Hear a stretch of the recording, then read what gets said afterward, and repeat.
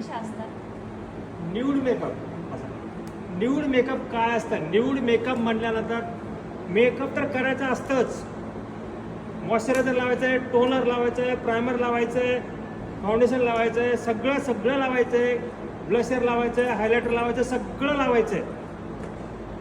मग काय म्हणतात क्लायंट येऊन, न्यूड तर करायची की थोडं तर करायची की? अरे थोडं तर करायचं, सगळं करावं लागतं त्याच्यात. फक्त मटेरियल कमी वापरायचं आहे म्हणजे न्यूड झालं.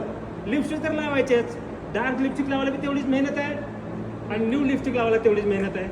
आय शॅडो करताना न्यूड करा म्हणजे ब्राऊन करा, न्यूड झाले.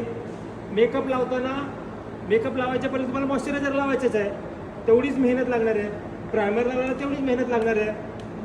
मग समोरच्या क्लायंटला उत्तर द्यायला शिका. न्यूड मेकअप म्हणजे बाई माझी तुझ्या तेवढीच मेहनत आहे, त्याचे पैसे कमी होत नाहीत. कळलं? सिंपल गोष्ट आहे ना. न्यूड मेकअप म्हणजे सगळं तर करावं लागेल. ब्लशर तर लावावं लागेल, हायलायटर लावावं लागेल, लिपस्टिक लावावं लागेल. न्यूड लिपस्टिक लावली म्हणजे का वेळ कमी लागतो?